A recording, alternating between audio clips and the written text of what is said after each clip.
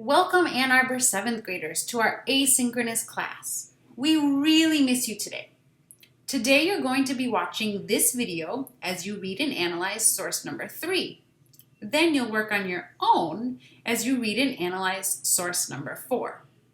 Let's get started. We'll start today with an investigation reminder. The big question that we're trying to answer is, how did the Inca maintain control of such a large empire? Remember, this was 500 years ago. There were no cars and no phones. How could an emperor or king control so many people across so much space? Last week, you read 2 sources to try and answer the question, how did the Inca maintain control of such a large empire? You read De La Vega and Santa Cruz. Today, we'll read Pizarro and De Leon. Moving on, it's time to read and annotate source number 3 together. Before we get started, remember what we learned before spring break, that the Inca were famous for their road systems that went up and down the whole empire. Here's a picture of what part of that road system looked like. It is 1,800 miles from Quito to Cusco. How long do you think it would take to run on the Inca roads between those 2 cities? It would take about 5 days if you were running your fastest the entire time. That's what we'll be reading about in our first source today. Now you need to open up your Inca investigation. It's going to be number 2 in your folder for today. Once you have it open, you need to go to slide number 12. We always start by reading the attribution, which tells us the title, author, and date. Read the attribution on your own, just this bottom section, and see if you can find the title of the book, the author of the book, and the date that the author originally wrote the book. You should have highlighted the title, author, and year. If you didn't highlight those things, make sure you highlighted them now. I'm looking at this date 1571. And I'm remembering that in 1533 is when the Inca Empire fell or was finished. But this guy wrote his book in the year 1571. How many years after the Inca Empire did Pizarro write his book? He wrote his book 38 years after the Inca Empire ended. What do you think? Do you think this makes him reliable or unreliable for learning about the Inca Empire? Next, read the headnote at the top. Remember, you can always listen to the audio here. As you read, highlight information that you think makes Pizarro reliable in green and unreliable in red. I highlighted that the author, Pedro Pizarro, went with his cousin to Peru in 1531 in red. The reason I highlighted that in red is that we know that the Inca Empire ended around 1533. So I just don't think if he was coming from Spain where they spoke a different language, that really gave him enough time to really understand how the Inca Empire was working. I highlighted that he recorded what he learned about the Inca in green. He was really there, even if he was from another country, so he might have seen some important things. I also highlighted that he did not know Quechua while participating in the events recorded here in red. Remember, Quechua is the name of the language that they spoke in the Inca Empire, and I think that if he didn't know the language while he was writing this, that makes me trust him less. Next, you're going to read the main source. As you read, you should be highlighting information in blue that helps us answer our central question. Remember, our central question is, how did the Inca maintain control of such a large empire? So as you read, highlight any information in blue that helps you better understand how the Inca maintained control of such a large empire. One thing I highlighted was that the Inca built fortresses. Remember, fortresses are ways to protect themselves, and ways that they can look to see if any attackers are coming. So I think that fortresses probably helped them maintain a large empire because they could protect themselves. I also highlighted things like they had stone walls and 2 very high round towers. Again, I think that probably helped them protect themselves against invaders. Wow, and 10,000 Indians could fit inside those rooms. Again, that probably helped them protect themselves against invaders. The next paragraph is all about the messengers. Here's an example of an Inca messenger running up and down the Inca roads. Remember, we're talking about the area from Quito to Cusco, about 1,800 miles. I highlighted that they ran from one post to the next, about 3 miles apart along the road. Wow, so that means that every 3 miles, one messenger was giving the message to a new messenger. That must be how they were able to do this in 5 days. When the next messenger saw the first, he would come out on the road to meet him.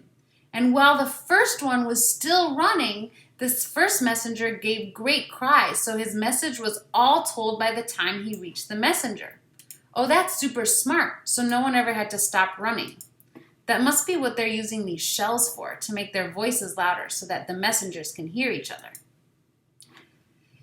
I also highlighted that this allowed them to send a message from Cusco to Quito, which is almost 18,000 miles, in 5 days.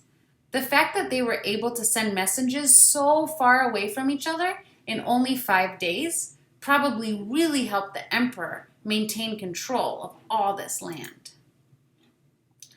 Finally, I highlighted that whenever the troops or the soldiers were walking through villages, they could give themselves supplies like food and clothes without having to steal from the natives. I think that was really important because I could imagine if the king's army was marching through your town and then they came in and took your clothing and food, you probably wouldn't like the king very much. We're almost done. Time to go to your slide number 13. The first question asks, what does Pizarro help us understand about how the Inca maintained such a large empire?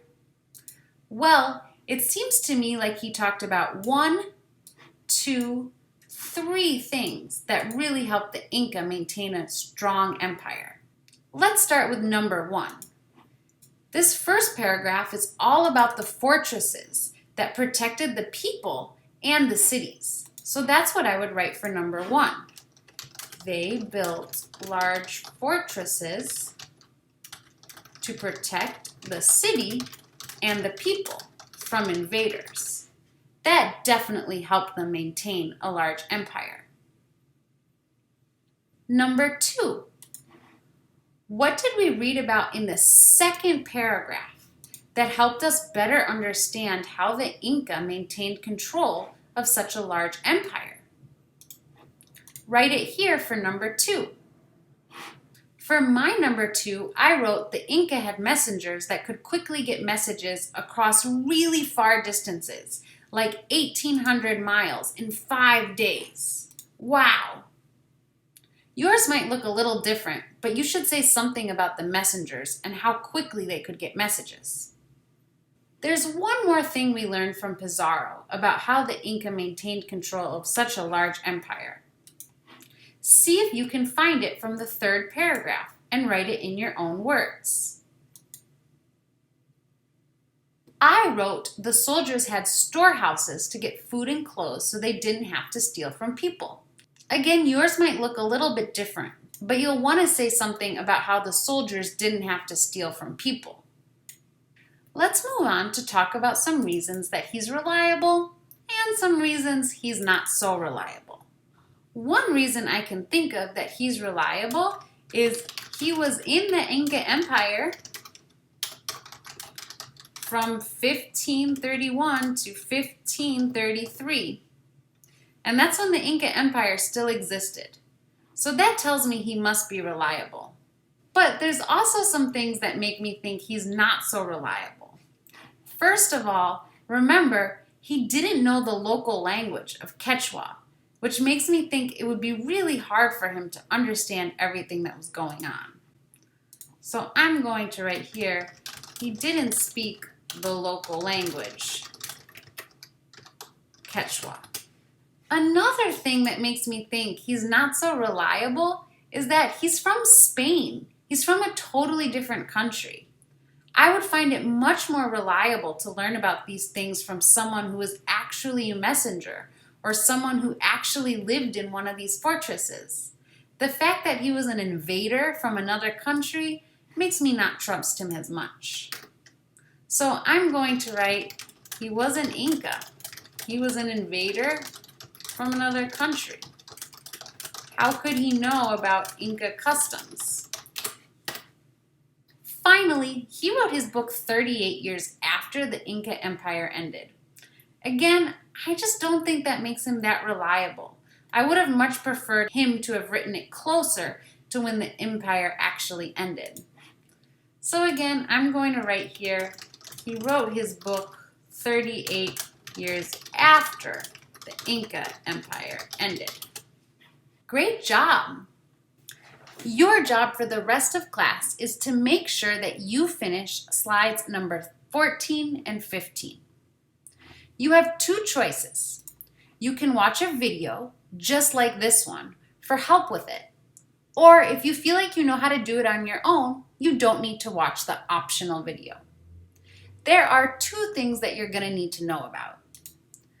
The first is something called a quipu. You might remember learning about quipus before spring break. These were ways that the Inca people sent their messages. And remember, instead of using letters to send their messages, they used knots. The other important thing you'll have to know is what taxes mean. Remember, taxes are money that people pay to the government to help pay for things like roads or schools, etc. As you're reading source number 4, don't forget about the quipus and the taxes. And remember, if you get stuck, you can always watch the video for extra help.